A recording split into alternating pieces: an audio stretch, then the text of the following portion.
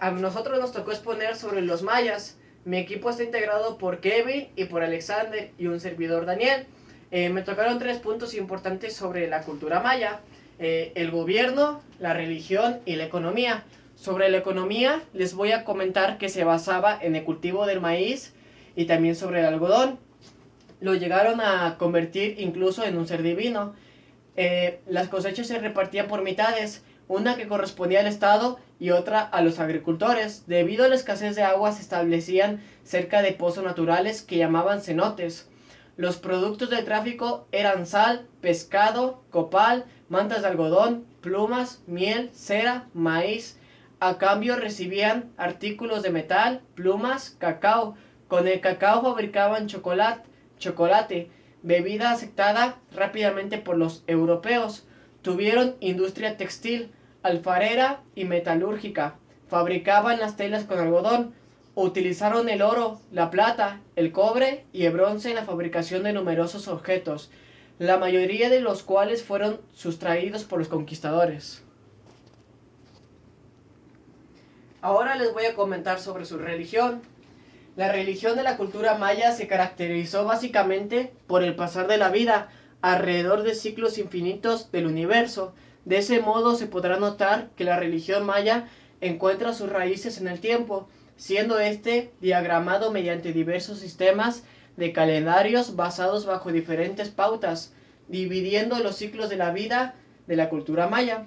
Los mayas creían que el mundo había sido creado 5 veces y destruido 4 veces, siendo esta la base de la cultura religiosa mesoamericana, que se propagó desde el año 900 en adelante, posteriormente adoptada por los toltecas.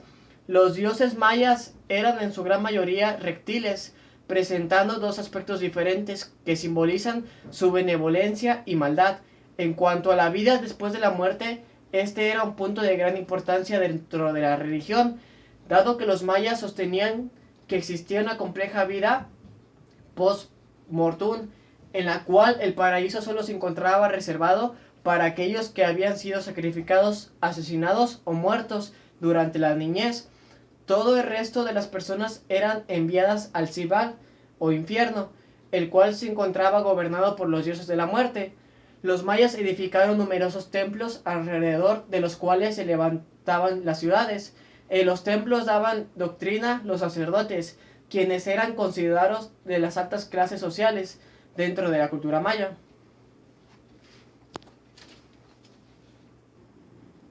Ahora les voy a comentar sobre el gobierno. Este punto se divide en 2: militares o jefes sociales y sacerdotes. Alash Winik o Alash Winik era el gobernante supremo de la provincia. Era, como ya vimos, en quien residía el poder absoluto sobre los asuntos terrenales y espirituales. Se le llamaba también Au. Sus emblemas eran el escudo redondo y el cetro con figura antropomorfa y cabeza de serpiente. El cargo de Alash Winik era hereditario dentro de una sola familia y pasaba del padre al hijo mayor. El Alash Winik era al mismo tiempo el Batap o jefe local de la ciudad en la que vivía y tenía bajo su mando al resto de los Batabok o jefes locales de las poblaciones que conformaban la provincia. El grado más alto era el Alash Winik, vendría siendo como el presidente aquí en México. Después fue el Nacom. Ese les encargaba a las Batabok los asuntos de la ciudad y vigilar y ver que todo anduviera en orden. En la guerra, cada Batabok comandaba a sus soldados, pero existía un comandante militar supremo llamado Nacom, que es este. Nacom gobernaba a los Batabok, era como el general que enviaba a los soldados, que desempeñaba el cargo durante 3 años y respondía directamente ante el Alash Winik. Nacom le tenía que dar cuentas a Alash Winik de todo lo que pasaba con los Bataboks. Después de los Bataboks estaban los Akush Kabok, quienes administraban los barrios en los que se encontraba dividida la ciudad. Un cargo similar era el de los Akule o Bob, delegados que acompañaban al Batabob, sirviéndole de ayudantes, portavoces y mensajeros. Encontramos también a los funcionarios encargados de las cuestiones sociales y ceremoniales, llamados Popolna y Akholpok. Finalmente, la categoría más baja de funcionarios era de los túpiles, que hacían las veces de alguaciles o policías, manteniendo el orden y vigilando el cumplimiento de la ley. El Alashwinig comandaba a su general, los generales mandaban a los Batabogs y así sucesivamente hasta el rango más bajo. Pero prácticamente todos eran militares. Ahora vamos con las clases sociales de gobierno de sacerdotes. El sacerdote supremo se llamaba Ahuacán, señor serpiente. Genéricamente, Ankipkop, singular, Ankip, tenía la misma categoría que los jefes Batabob. El sacerdote también era hereditario y privativo de unas cuantas familias de la nobleza.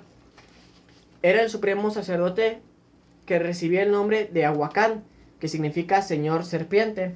Sus actividades se relacionaban con el ritual, los sacrificios, la adivinación, la astronomía, los cálculos cronológicos, la escritura jeroglífica, la educación religiosa y la administración de los templos. Debajo del Ahuacán estaban los sacerdotes llamados chilames o adivinos, que eran destinados a interpretar los designios que los dioses enviaban a los hombres a través de los oráculos. El encargado de llevar a cabo los sacrificios rituales y abrir el pecho de la víctima para sacarle el corazón eran los Nakom, que no debe confundirse con el jefe militar, a quien también se le llamaba así. Le ayudaban 4 asistentes llamados Chakop, quienes además de sostener a la víctima, tenían otras funciones como la de encender el fuego cada mes, ayunar y untar sangre a los ídolos que recién se habían esculpido en el mes de Mol. El Ahuacán era, por así decirlo, como el sacerdote más supremo de todos. El Chilamés era el adivino, el segundo al mando. Los Alquimkop, singular Alquim, eran los sacerdotes normales, los que estaban ahí en los templos y prácticamente no tenían tanto poder como los adivinos. Los Nakom eran los que sacaban los corazones, los que hacían los sacrificios. Y finalmente los 4 hombres que sostenían a la persona que iban a sacrificar, cada uno en una extremidad, 2 en los pies, 2 en las manos, y finalmente Nakom era el que sacaba el corazón para entregárselo en honor a los dioses. Y prácticamente así termino mi exposición.